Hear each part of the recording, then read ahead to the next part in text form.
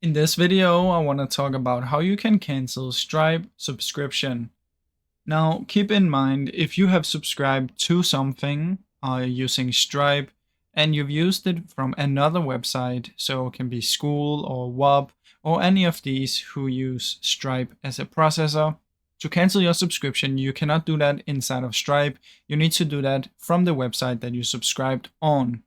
However, if you're the one who has the subscription, so you made the one, you're not subscribing to anything, but you have the product that people are subscribing to, you can head over to customers and find a customer and you can cancel a subscription from in there.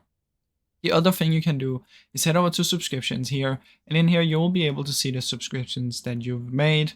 But like I said, if you have subscribed to something using Stripe, it's most likely from the website that you subscribed on, where you can find the cancellation button. So just keep that in mind, guys.